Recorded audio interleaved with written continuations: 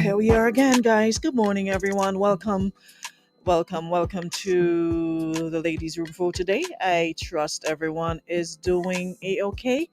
It's January 12th. Yep, already 12 days gone in the month. And of course, we are so happy to have you on the inside. We're back for another program. We enjoyed her so much last week that we had to bring her back. And I know when we're through today, I'm going to hear the same thing when she coming back. I think she's coming back. But we'll talk about that when we get to that. But all for now, I am so happy to have you ladies here. And of course, just waiting for the men to join us. Yeah, I always like when they're here because they provide balance to the conversation. Looking forward to hearing from Monty and Sam this morning. I'm just trying to share. Someone told me to please share the live because sometimes they forget to join us. It's been ridiculously busy this morning. Najuma, I'm just seeing your message. It's been so busy. Started off with the Prime Minister's address, meeting with the press this morning, and then, of course, jumped right into the office jams and then jumped right into GIDC, and it's just been jumping from one to the other. But I like it when it's like that. Keeps the adrenaline, going. I like the rush. Makes you feel like, hey, I got to get this done. I like living on the edge.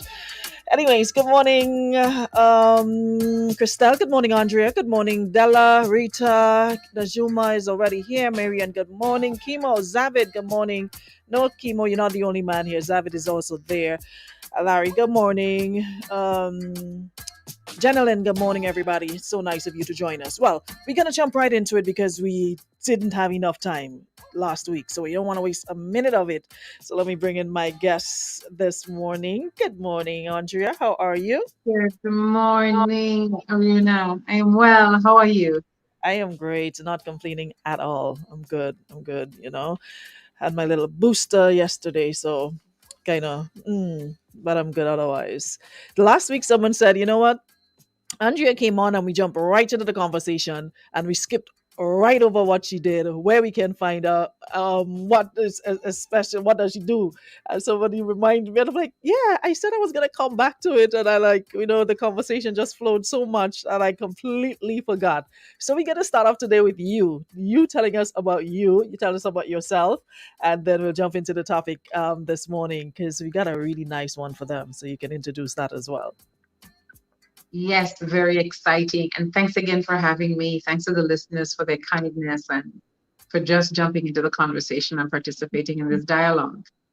So, I'm a Grenadian girl, born, raised in Grenada. I went to AHS. Yes, the best. And I graduated from there, moved to the United States, and subsequently moved quickly to Sweden from there.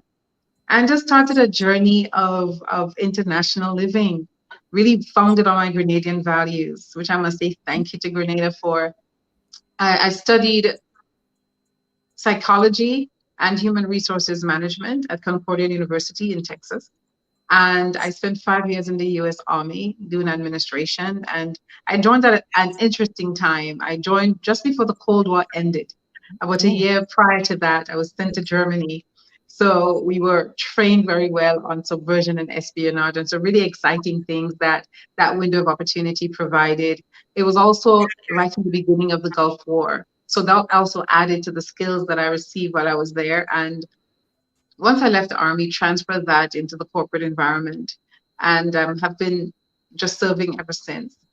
And I love what I do. I love working with people. I love seeing people reconstruct themselves and reimagine and redefining who they are and their possibilities. And so I came back to Grenada because I recognize that Grenada has a need for its own people.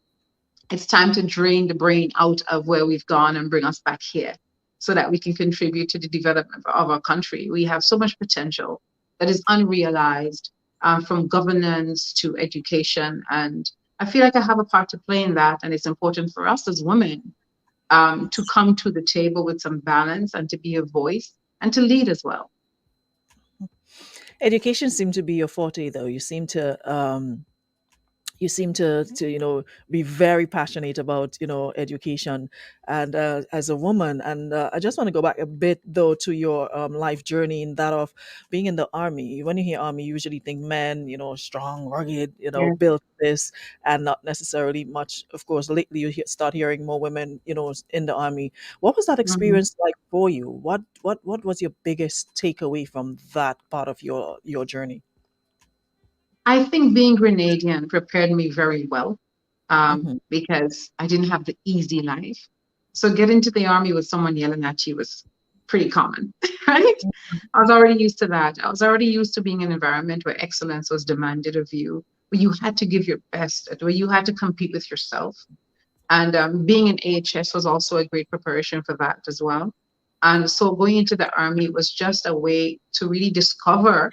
It's not what I thought when I joined, but it's really I discovered the real value of what I had been given and invested into. So I did very well. I thrived. It wasn't difficult for me, partially because of my personality. But if I took away one thing, it's a strategic mindset. It's always being able to look at your environment and look at how you fit into it from a strategic standpoint.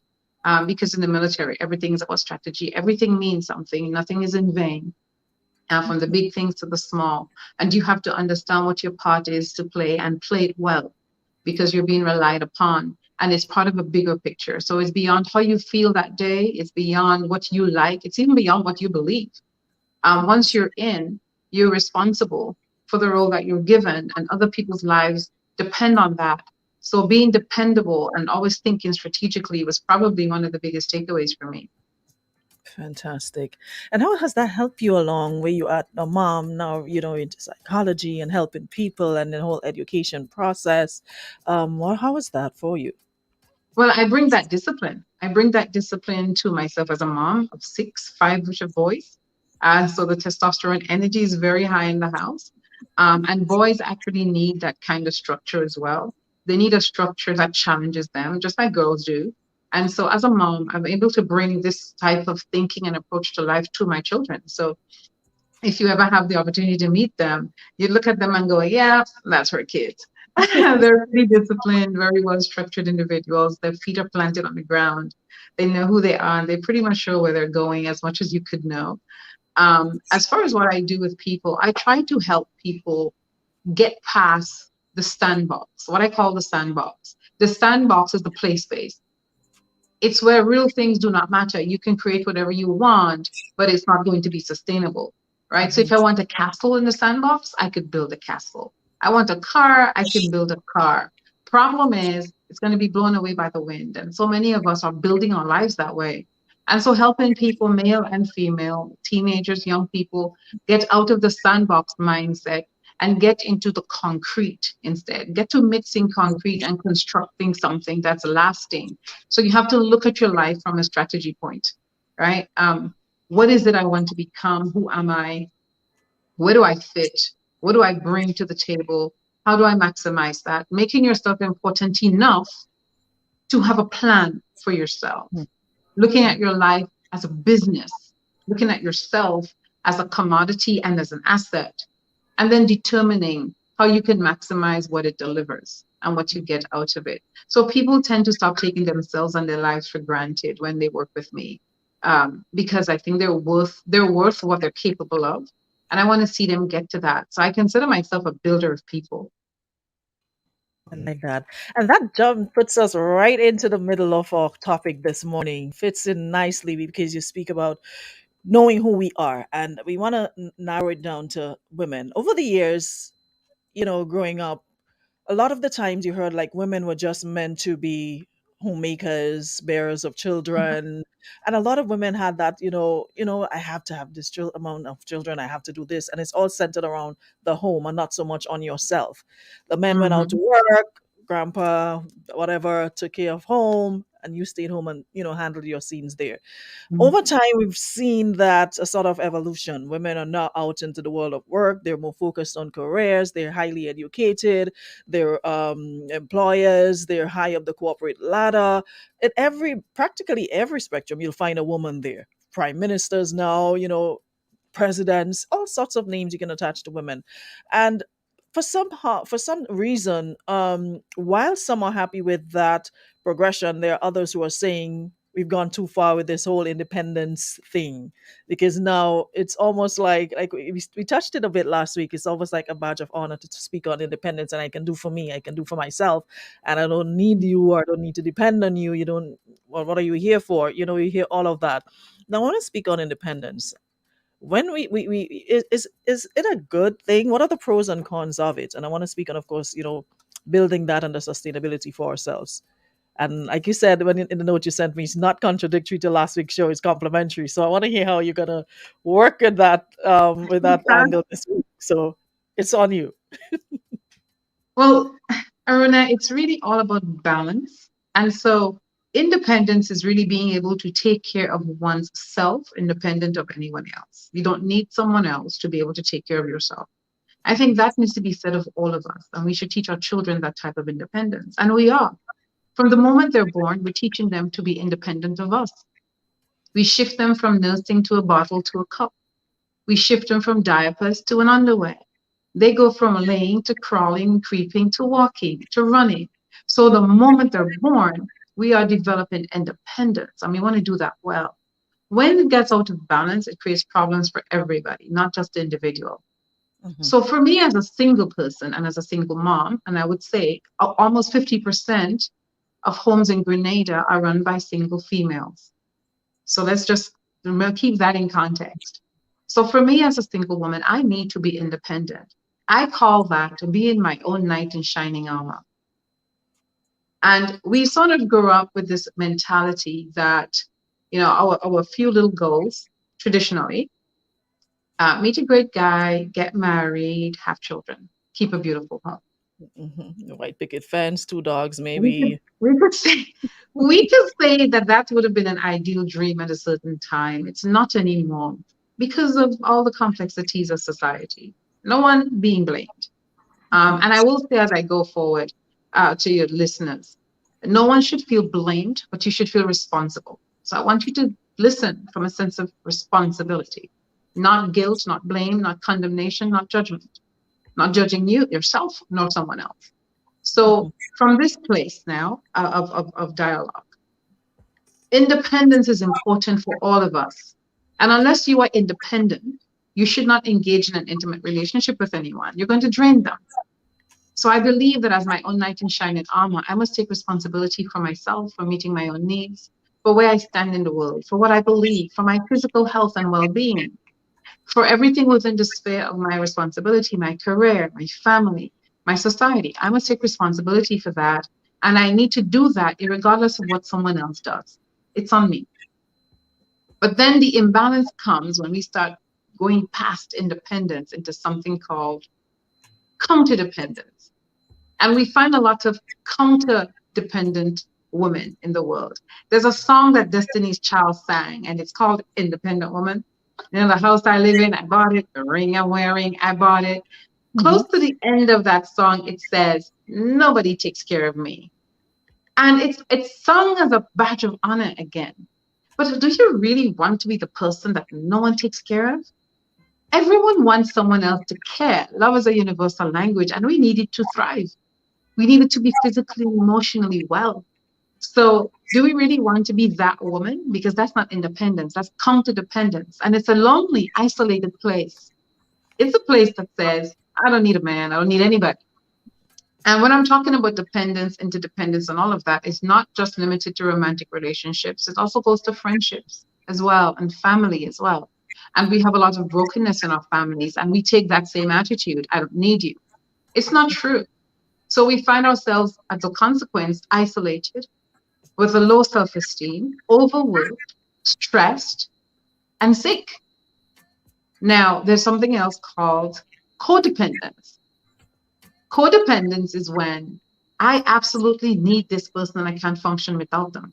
Again, that leads to low self-esteem. It leads to a breaking of boundaries because your life has become so intertwined and addicted to another person that you can't function. And for us women, this is how it plays out. He's not home at 10 o'clock. I'm calling him at 10:01. Where are you? And You know, searching I'm trying everywhere. to trace his phone. I want the password to his phone so I can see who he's talking to. That's codependent behavior, and it's not sustainable.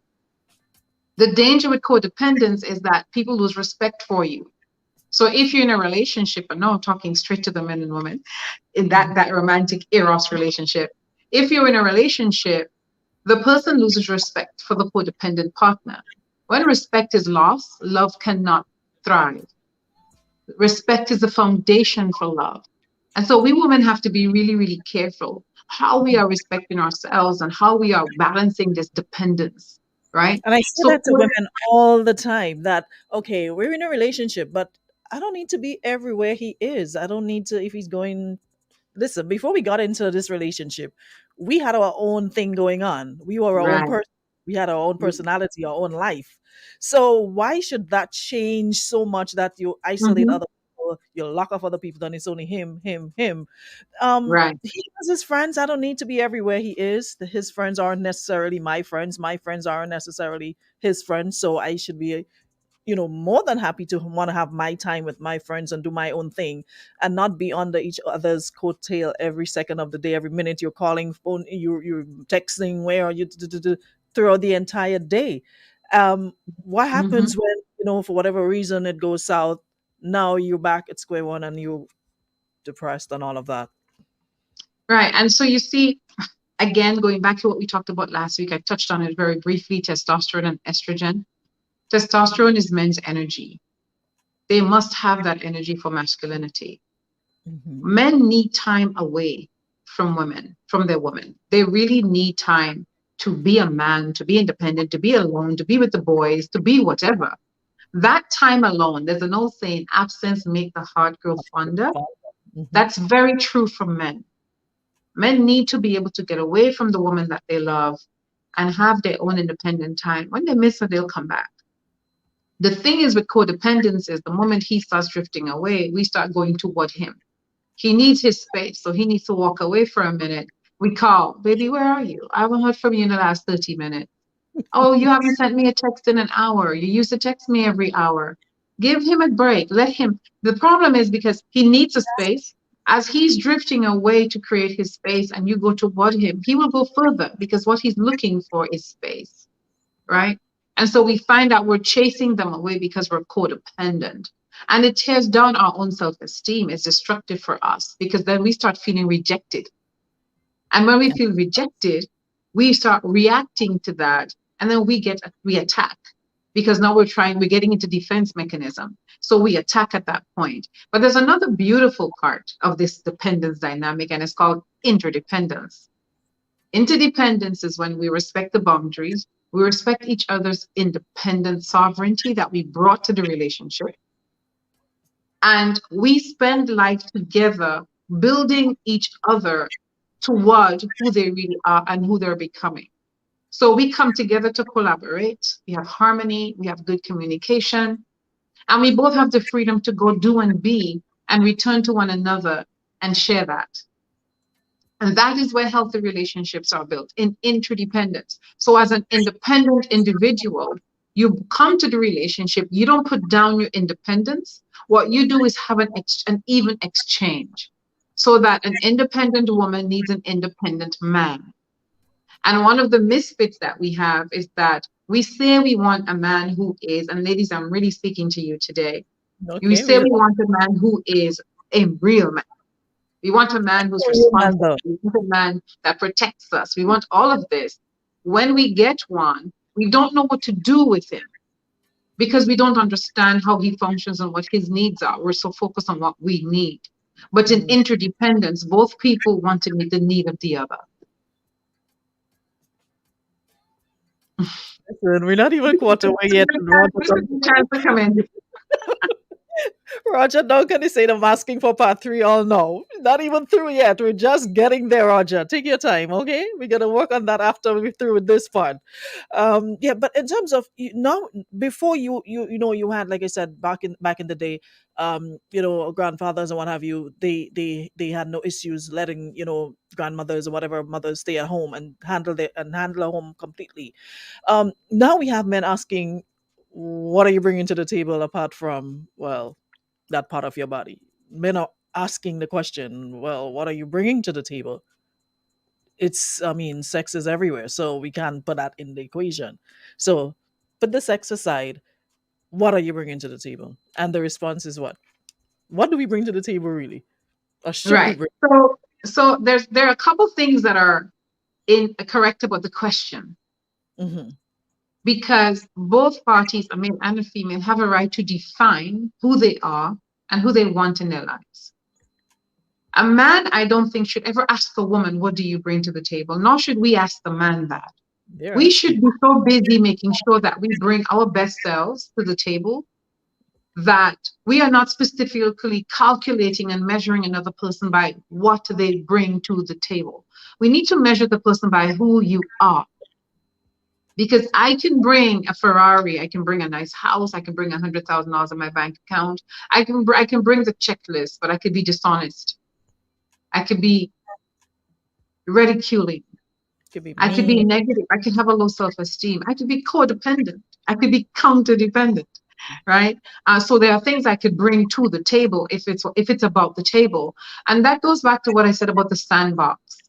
Coming out of the sandbox and getting to concrete things and building what really matters. So as a man, your role, and this is where men are happiest, believe it or not, is to protect, provide, and guide. That's a man's fundamental role in a relationship with a woman.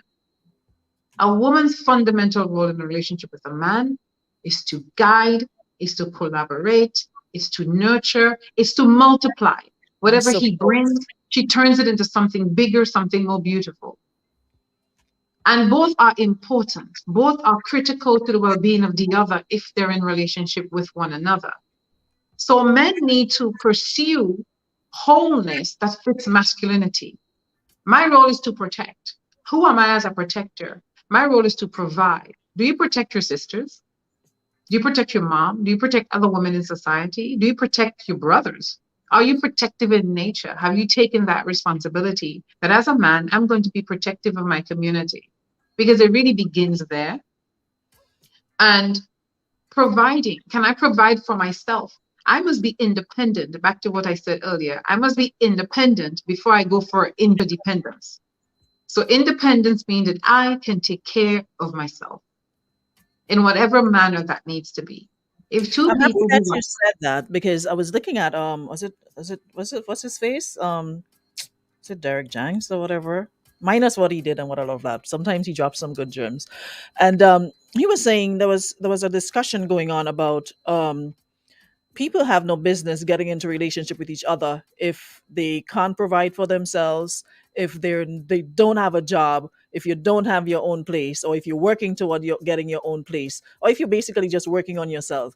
What he was saying in a nutshell was people have no business if you're not even fulfilling your own needs trying to get into a relationship to fulfill somebody else's needs, because it's not that the person can't provide for themselves, but as the man, and we expect the woman probably expect you to step up and say, I've got this, even though you know she can't provide it Mhm, for herself. You mhm. want to hear, okay, babe, I've got this. And a man would also like to hear, babe, I've got this as well. So he was saying that he doesn't think that anyone has any business or any right getting into a relationship with anybody when they're in that situation by themselves. So now you're adding problems to somebody else. What are your thoughts on that? I would say I agree to some point. I will also acknowledge that we are all flawed in some form. Hmm. So, as independent as I am, I have other areas of needs that I may not even recognize. But I am basically an independent individual. I can function on my own and without someone else, and I don't need someone else to complete me. I don't need someone else to validate me. I don't need someone else to make me feel significant. I don't need someone else to be happy. I am sufficient as I am, and I recognize that. And I'm on a journey of me, and that's going to happen until I go to the grave. So we are all journeying in our becoming. So no one person has arrived, regardless of what they have. No one person has arrived. The thing with interdependence is that both of you are independent sufficiently enough that when you come together, you elevate each other's happiness. So you both can be happier together. So I am not draining to my partner, and he is not draining to me. I am not becoming his electricity, if that makes sense. So if you are able on your own to be happy, if you are able to be sustainable, if you are able to map a path for your life and have a general sense of who you are and have the confidence to stand and be counted, then I think you're ready for a relationship, because that's where you will give from. You have to give from what you have. You can't give from what you do not have. And so interdependence is built on independence. Now, codependence happens when one or both partners are not ready. They are not sufficiently confident in themselves and their abilities. They haven't achieved enough to take care of their well-being independent of another person. I don't think that just could be measured in I have a job or I don't have a job. There are, and this is something that I would like to speak specifically to women about. We tend to ask about the job and we want to know about his bank account and his bling. There are really good men out there who are building their lives. They're independent, but Mhm. they're not where they want to be, and they're building their lives. We, remember, are multipliers. If You you see the find a good potential. man The who is potential. ethical, who is faithful, who has integrity, who would protect, who would provide, but is building his competence in provision, and you are an independent woman who are building yours, and you're able to together build something bigger, don't dismiss him. We women must, as our own knight in shining armor, we have a responsibility to recognize who it is that can keep us on our horse. And we need Yes. girlfriends that we can be interdependent with to get us on our horses. Sometimes a relationship, if it's the right relationship, can help us stay on the horse, but we cannot be counter dependent and have this negative assumption that doesn't give good men a chance to prove that they're good men. Now, I will say in defense of women that there have been some men that have really messed us up. It's true. And we almost have an intolerance. It's like an allergy to men. Mhm. When we see them coming, we want to run and we assume they're all in this big bag of dysfunction. That's really not true. But as an independent woman who is not going to be codependent or counter-dependent, you would be able to recognize more clearly who it is that's right for your life. So I'd say go look in the mirror. Any relationship that I have had that have failed, I've had to look in the mirror and ask myself, what was my contribution? That's done. Sometimes my contribution was just getting into that relationship I never should have. I never should Preach. have. And in Preach. hindsight, I could see where I lacked growth and maturity to recognize that at the beginning. Some relationships I added to the dysfunction when I could have walked away. I will tell you though, in codependence, there's a mistake that we can sometimes mistake pity for love. So you'll find a woman say, I'm sorry for him. Or he would say, I feel sorry for her. If I leave her, what she's going to do? If I leave him, what he's going to do? We Mhm. confuse that with love. But I will tell you that you are not capable of fully sustaining any person emotionally or physically or mentally or intellectually for that matter. Every top must learn to stand on its own bottom because you need an independent person for you to flourish. So you are actually diving into the dysfunction with the individual. It's called co-addiction in the world of addiction. And sometimes we can create environments in our relationships that's toxic and will deteriorate the relationship, will erode it while we're trying to build it. So for women who are single, for example, and this really applies to married women, I tell them the same thing. You need to go back to yourself, to self-discovery. Go back to the time when there was no guy in your life, when you were happy with your girlfriends, maybe age 16, 17, 18, and it didn't really matter what anyone else was doing. You knew what you were about. If you could return to that state, for married women, if you can go back to when he met you, what attracted him to you? What did he find beautiful? What was it about you that he pursued and he's no longer pursuing? It's because you have not valued that thing.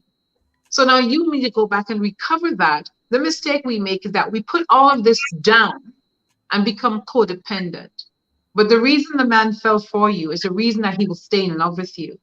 So it's important for you to remain independent and become interdependent, not codependent in your relationship. So be your own knight in shining armor. Take care of yourself.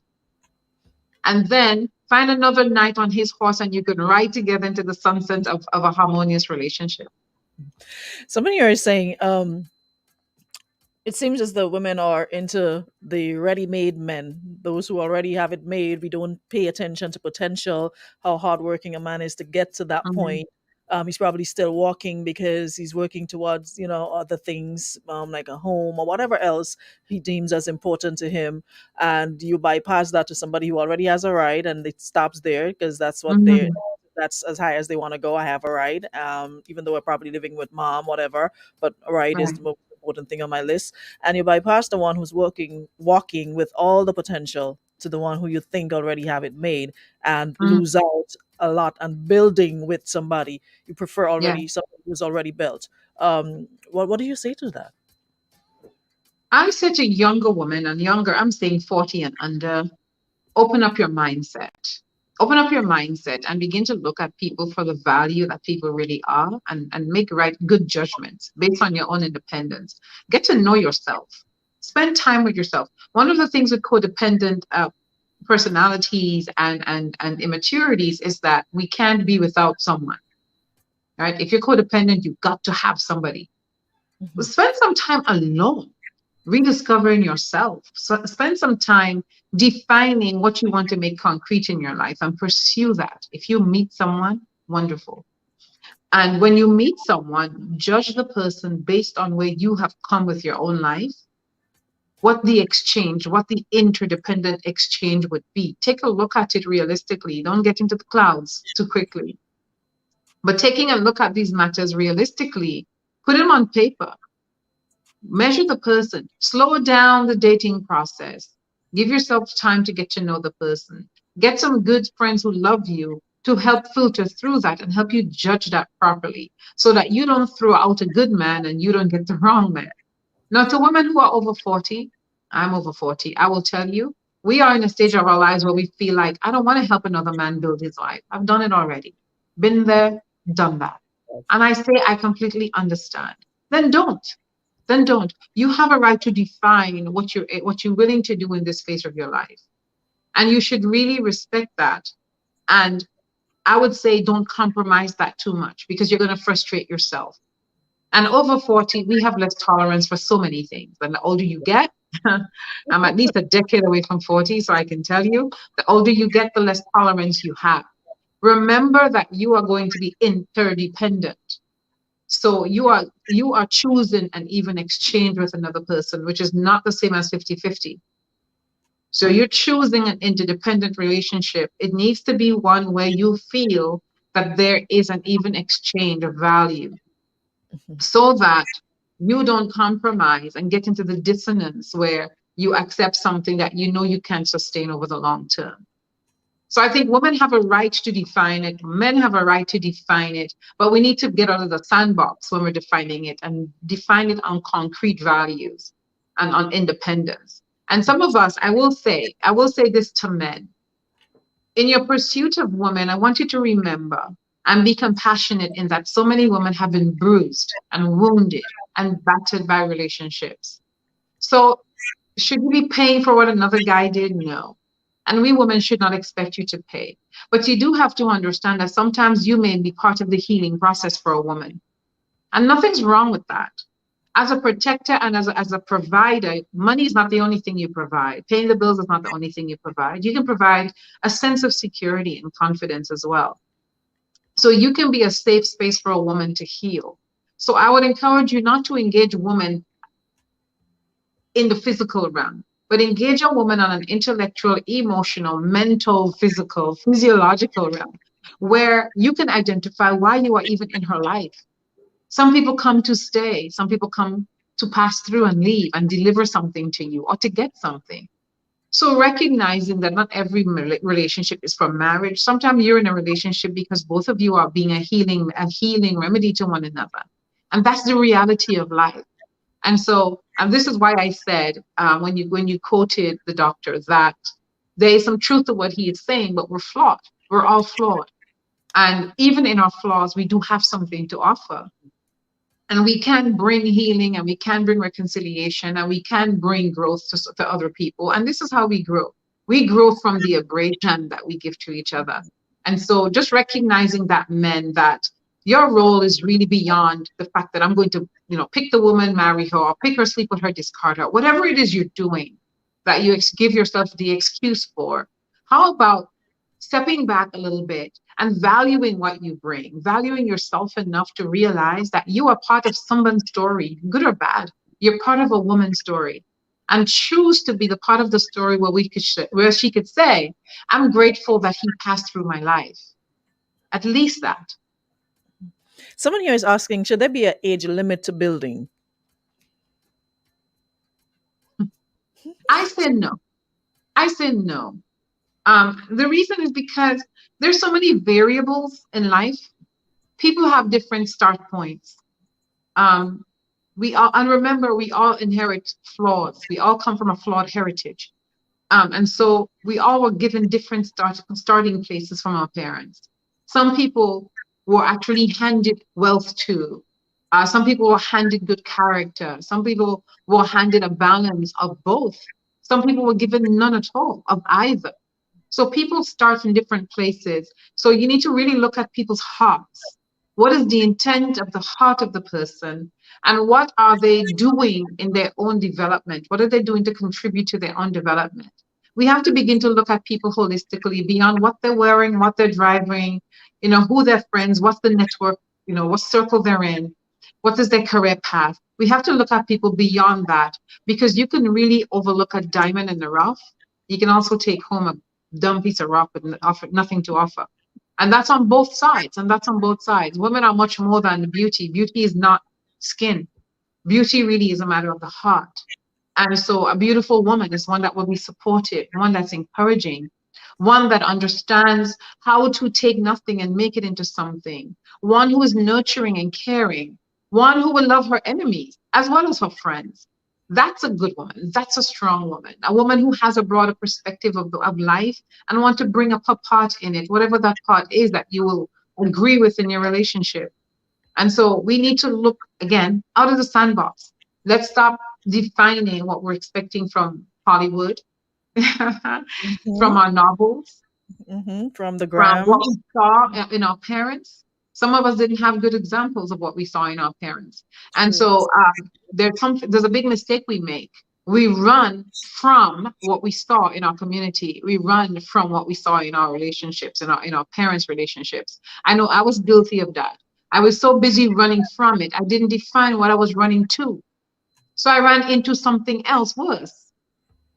So we also have to take a look at everything, all the dynamics, all the variables, and come back to what I keep repeating on almost every single program is discovering yourself, getting to know who you really are, appreciating that, loving that, mapping for yourself a path to growth and development, being honest when you fall down, taking responsibility for where you're flawed, and working at it over and over again, giving yourself a chance. Happen to yourself. Listen, you're now a member of staff, so that means you have to come back next week. So just make sure you clear your 11 o'clock for next week. They say you're now an honorary member of staff. So you're going to come back. You have to come back. We can't just drop this on people and go and disappear. Someone once said to me, you know what? From jump, if we pay attention, a lot of the times we can save ourselves from hurt from all the relationships that we deem bad after the fact. If we only Yeah. paid attention and not see what we want to see, but what it Mhm. actually is, Is. what's happening, Yeah. and not, okay, well, Yeah. he may be this or he may be that, but let me put that aside. Let me see something else. I'll get him to change it up. I'll get him to change. I'll work on him. Mhm. I'll get him to be better. Um, and the point that you made about, looking at it from a holistic point, somebody just dropped it here in terms of um, seeing on the spiritual level, the intellectual and emotional levels. We don't pay attention much to those things. We just focus on, the trivial. Oh, I like you too. 2 days later, I love you too. And you don't go in depth. You don't ask the questions. You're not feeling the person. You're not feeling the connection. But the need to be with somebody is so strong that you bypass all these things, get into that relationship that you knew from jump wasn't going to be good. And Mhm. then, just as you predicted, 2 days later down the road, oh well, he's a piece of, you know, or she's this or she's that. When you knew from jump, we know these things, but we ignore them Mhm. because we want to be connected to somebody or belong or be with somebody so badly that we discount all this. I mean, listen, this thing we call Yeah. intuition, a lot of people don't pay attention to as women. If you only stop for a while, sit down, listen, analyze, and really tapping with your intuition, we would save ourselves a lot of bad relationships. Like, honestly, Mhm. there are some people, as you said, you look back and you're like, what? Why how did I even? Why was I even with this person? Why? Like, Yeah. how? And you ask yourself that, and you see other people saying the same thing. Well, I don't understand how she's with that person or he's with her. Like, Yes. there's things we could save ourselves from if we really paid attention. Like, just paid attention and not want to be so much in a relationship that we lose sight Mhm. of all the things that are not good for us, all the toxic energy you already see from jump. If we only paid more attention to those, we could save ourselves. Honestly. And you know what? This phrase that I coined, I am my own knight in shining armor. To be that, first of all, it requires a level of self-confidence. To have self-confidence, you have to understand your worth and value. And you have to make choices that are consistent with that.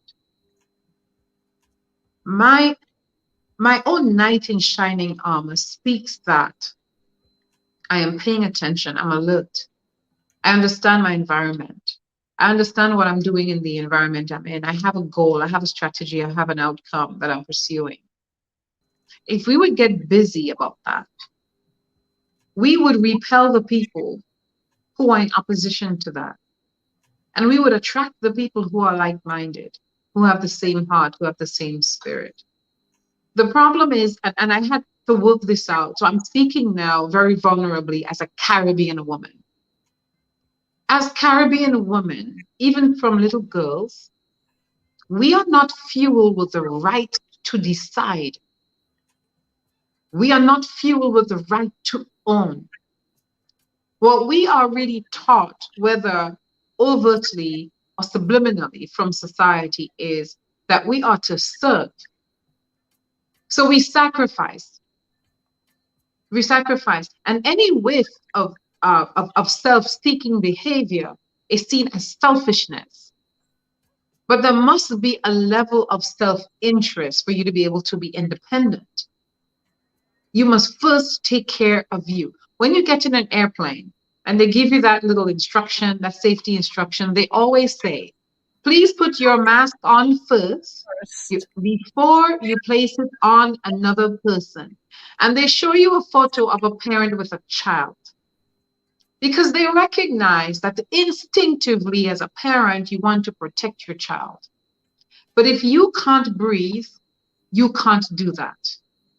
So secure your own life first. Then you can secure another's.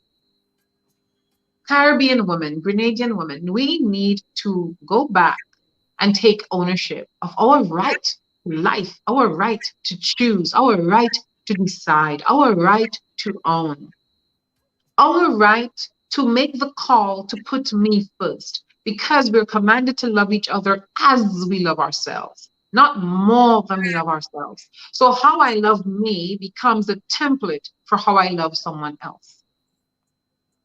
And then it's the same thing for you. In the same paradigm where women are taught to serve and sacrifice to do that, men are taught to take.